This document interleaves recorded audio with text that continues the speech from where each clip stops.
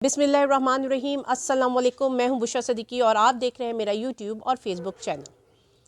शतरंज की बसात में जब तमाम मोहरे वज़ीर घोड़े पिट जाते हैं तो फिर बादशाह खुद निकलता है।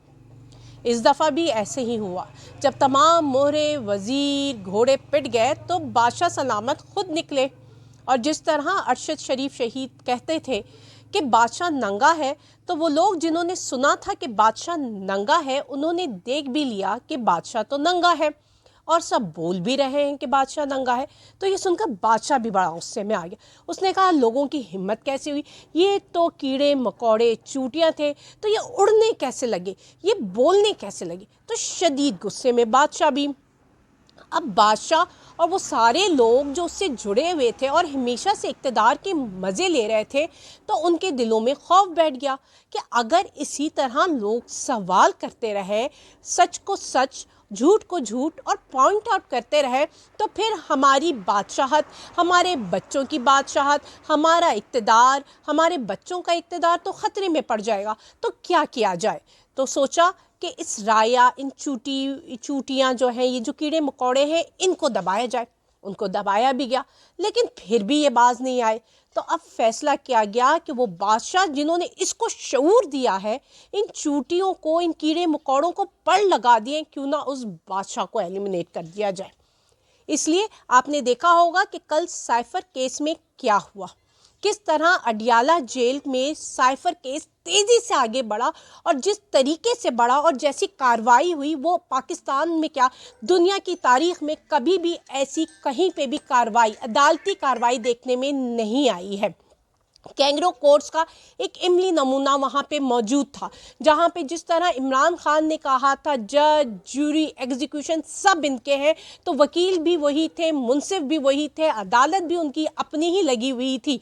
और जिस तरह के इमरान खान के वकील ने बाहर आकर बताया कि हम कहते रहे कि जी हमारे वकला आ रहे हैं, हमें 5 घंटे का वक्त दें, लेकिन जज अब्दुल हसनात शायद जज दिलावर से भी ज़्यादा जल्दीबे थे और उन्होंने डिफेंस कौंसिल मुकर्रर कर दिया इमरान खान और शाह महमूद कुरैशी का। यानी कि इमरान खान जो कि खुद मौजूद थे, शाह महमूद कुरैशी मौजूद थे, उनकी पूरी फैमिली मौजूद थी, उनके दूसरे वकला भी मौजूद थे और वो मेन वकला थे उसका इंतज़ार कर रहे थे। वो कहते हैं हमें टाइम दें, हम आ जाएंगे। लेकिन ये सब कुछ जज अब्दुल हसनात ने इग्नोर करते हुए एक डिफेंस कौंसिल मुकर्रर किया। और डिफेंस कौंसिल भी किसको मुकर्रर किया, ये सोचने का मुकाम है। वो प्रोसिक्यूटर जो कि इमरान खान और शाह महमूद कुरैशी के ख़िलाफ़ केस लड़ रहा है, जिसने सज़ाए मौत की इस्तदा कर रखी है, उसी के जूनियर, उसी के असिस्टेंट जो कि इमरान खान के ख़िलाफ़ पेश होते रहे, उन्हीं को उनका डिफेंस कौंसिल मुकर्रर कर दिया जाता है। ये है हमारी कैंगरो कोर्ट्स। और फिर उसके बाद वो गवाहों में जिरह भी मुकम्मल कर लेते हैं। और जब जिरह हो रही होती है तो फिर डिफेंस कौंसिल, प्रोसिक्यूटर और जज मिलकर गवाहों के मुंह पे अल्फाज डाल रहे होते हैं। ये है हमारा हाल। और इसके बाद जी इस्तदा है सज़ाए मौत की इस साइफर केस में, जबकि ये साइफर केस जबकि ज़मानत के लिए सुप्रीम कोर्ट में चल रहा था, तो सुप्रीम कोर्ट में ये फ़ैसला आया था और ये इनकी जजमेंट दी गई थी कि इसमें ज़्यादा से ज़्यादा सज़ा 2 साल की हो सकती है, जो भी केस बनाए। और जब उनके वकील से, प्रोसिक्यूटर से पूछा गया था कि आप किस बेस में सजाए मौत तय रहे, तो वो कोई भी जवाब पेश नहीं कर सके थे, जिसके बाद ये कहा गया था कि इस केस में 2 साल से ज़्यादा की सज़ा नहीं दी जा सकती और ज़मानत भी हो गई थी। अब उसी केस में दोबारा से वो इस्तदा करें और जिस तरह कार्रवाई आगे बढ़ाई जा रही है, तो जिस तरह 5 अगस्त हम सब नहीं भूले होंगे पाकिस्तान की तारीख में, जिस तरह वो केस चला तोशा खाना का और जिसमें सज़ा दे दी गई और दिलावर साहब ने बड़ी एफिशिएंसी दिखाते हुए ये काम किया था, इसी तरह जज अब्दुल हसनात रिपीट करें। लेकिन ये वो सिर्फ चंद सालों की सज़ा नहीं, सज़ाए मौत है, जिसमें जब ये इस केस की कार्रवाई हो रही होती है, सज़ाए मौत वाले किसी भी केस में कार्रवाई हो रही होती है, तो जज हो, प्रोसिक्यूटर हो, बड़े आराम से, तहम्मुल से समझ कर चलते हैं, क्योंकि ये कोई आसान चीज़ नहीं होती किसी को फांसी की सज़ा दे देना। लेकिन इसमें जिस तरह ये कार्रवाई आगे बढ़ाई जा रही है, वो ऑब्वियसली वो आगे जाकर जिस तरह पहले इनकी तमाम कार्रवाइयाँ कल अदम करार दे दी जा चुकी हैं हाई कोर्ट और सुप्रीम कोर्ट में, ये भी कल अदम करार दे दी जाएगी। लेकिन आप तरीक़ाकार तो देखें, आपने पाकिस्तान को क्या बना दिया? कोई आइन, कोई कानून, कोई असूल इस पाकिस्तान में लागू हो ही नहीं रहा है। यहाँ पे आप ही मुंसिफ बने बैठे हैं, आप ही वकील हैं, आप ही अपने बंदे ला रहे हो, आप ही के गवाह भी हैं और गवाह भी वही बात बोलेंगे जो आप उनके मुंह पे ज़बान पे मतलब मुंह पे डाल रहे हो। तो ये किस तरह की आप कोर्ट चला रहे हो और किस बात की जल्दी है। और फिर दूसरी तरफ आपको पता है कि तोशा खाना नैब केस भी था जो कि जज बशीर साहब सुने थे और जज बशीर साहब ने छुट्टियां की इस्तदा की थी कि जब तक मेरी रिटायरमेंट है बस उस वक्त तक मुझे छुट्टियां दे दें क्योंकि मेरी तबीयत ठीक नहीं है। और फिर जज बशीर साहब इतने ठीक हो जाते हैं कि वो कल 12 बजे अडियाला जेल पहुंच जाते हैं और इंतज़ार करते रहते हैं कि कब साइफ़र का केस ख़त्म होगा और कब हम जो है जाएंगे और दूसरा केस सुनेंगे। और फिर 5:30 बजे जब वो साइफ़र का केस ख़त्म होता है तो उसके बाद जी वो जज बशीर साहब वो केस सुनते हैं 7:30-8 बजे तक। तो मतलब जितनी तेज़ी से ये केसेस आगे बढ़ाए जा रहे हैं और जो कार्रवाइयाँ हुई हैं मतलब जो हालात अडियाला जेल में अदालत में जिस तरह हो रहे हैं और जो कुछ भी हो रहा है वो कभी भी देखने में नहीं आया। जिस तरह तल्ख़ कलामी में जाहिर सी बात है कि आप एक शख्स को उसके हक़ से डिप्राइव कर रहे हो, उसके वकील को बोलने के बजाय आप अपना डिफेंस काउंसिल कर रहे हो जबकि वो कह रहा है शख्स के हमारे वकील हैं। तो फिर आपको पता है कि फिर तल्ख़ कलामी होगी। वहाँ पे काफ़ी तल्ख़ कलामी हुई, शाह महमूद कुरैशी से भी हुई, इमरान खान भी गुस्से में आए, यहाँ तक कि उन्होंने फ़ाइलें भी फेंक दी। और आपको याद हो कि लास्ट हियरिंग में उन्होंने हाथ हिलाकर कहा था जी कर्नल साहब मैं इमरान खान हूँ। तो आज उन्होंने जज अबुल हसनात को भी कहा कि ये जो घुस बैठी है आपने बिठाए में उनको तो निकालिए ना, उनके इशारों पर कार्रवाइयाँ होती हैं सारी। तो ये सारी कार्रवाई हो रही थी अदालत में और ये अदालती कार्रवाई देखने सुनने के बाद कहीं से नहीं लग रहा था कि ये कोई कानून आइन के मुताबिक एक अदालत सजी लगी है, बल्कि एक ख्वाहिश के मुताबिक सजी हुई अदालत है। एक जरगा कह लें या एक डेरे में फ़ैसला किया जा रहा है। मतलब एक डेरा है, एक चौधरी साहब का डेरा है जिसमें चौधरी साहब के हुक्म के मुताबिक फ़ैसले होने।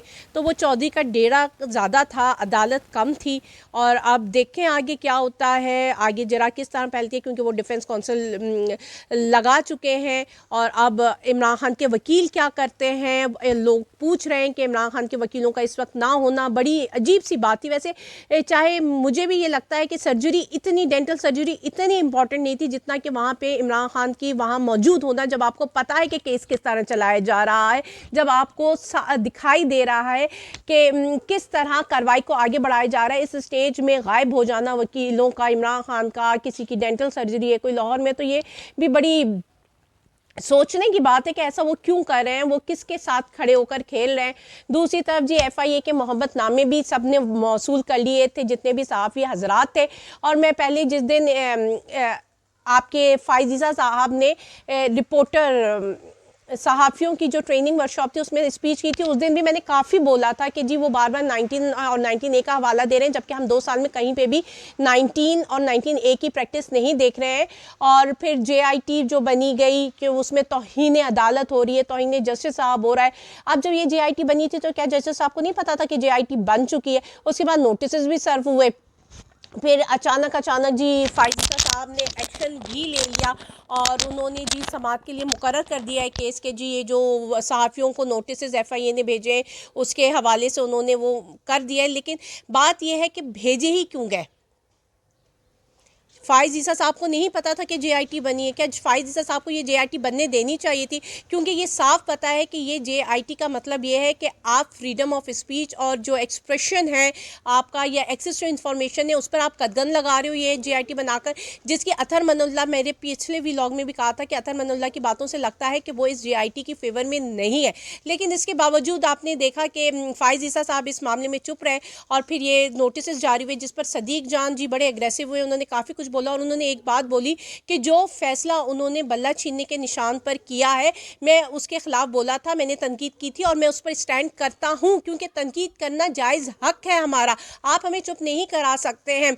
तो इस तरह और बाकी और मुझे सबसे ज़्यादा हैरत हुई जब साकिब बशीर को भी FIA की तरफ से नोटिस दिया गया। साकिब बशीर जो कि इतनी बेहतरीन और गैर जानिबदाराना रिपोर्टिंग करते हैं, उनकी रिपोर्टिंग में अगर उन जैसों को अगर आपने भेज दिया नोटिस तो इसका मतलब ये है कि आप चाहते हैं कि खामोश हो जाया करें, कोई बात भी, कोई हक़ की बात भी, कोई सही तनकीद भी आप लोगों को बर्दाश्त नहीं है। आप लोग सीधा 19A और 19 सेक्शन 19 को ख़त्म कर दीजिए, बल्कि कॉन्स्टिट्यूशन कॉन्स्टिट्यूशन से जो हमारी बेसिक फंडामेंटल राइट्स हैं, आप उन सारे राइट्स को ख़त्म कर दीजिए। एक ही बार मान लिए ना, मतलब इतना आपने आवाम को दबा दिया है, तो बस आप उसको बोल दीजिए कि ये कानून में हमने, अब तो आप आइन में नॉर्मल अक्सरियत से भी कर सकते हो ना, उसके लिए आपको 2/3 अक्सरियत की ज़रूरत नहीं होती तरमीम के लिए। आप थोड़ी से भी लोग मिलें, जैसे कि पहले आइन साजी करवाते रहे, तरमीम करवाते रहे, चंद लोग बैठे और कह दें कि हमने फंडामेंटल राइट्स जो है अपने आइन और कानून से ख़त्म कर दिए गए, आप वो कर दीजिए, ताकि लोगों को पता हो कि हम बोल नहीं सकते इस मुल्क में, हमने जिस तरह रहना है। और हो सके तो नाम भी चेंज कर दीजिए उसको, गैर आइनी गैर जमहूरी पाकिस्तान भी रख दीजिए, नाम भी हटा दीजिए जमहूरियत का जो आपने नाम आगे पाकिस्तान के लगाया हुआ है। तो ये पाकिस्तान के हालात हैं, यहाँ पे कोर्ट्स हमारी कैंगरो, यहाँ बोलने की आज़ादी नहीं, यहाँ तनकीद करने की आज़ादी नहीं, आप सच को सच नहीं कह सकते, झूठ को झूठ नहीं कह सकते। हाँ, लेकिन आप दब सकते हो, आप भूखे रह सकते हो, आपको खुदकुशी करना जायज़ है, आप खुदकुशी कर लोगे, आपके बच्चे खुदकुशियाँ कर लेंगे, आप अपने बच्चों को मार दोगे, कोई कुछ नहीं कहेगा, कहेंगे कोई बात नहीं, ये तो बस पागल बंदा था। लेकिन आप अगर सच बोलोगे तो आपको मार दिया जाएगा, आपके लिए आवाज़ें उठाई जाएंगी, आप पर FIA के नोटिस सर्व होंगे। और यही नोटिस सर्व हुए जिस पर फायजी साहब ने एक्शन तो ले लिया, लेकिन बहुत देर की, मेहरबान आते आते। मुझे इजाज़त दीजिएगा, अल्लाह हाफिज़।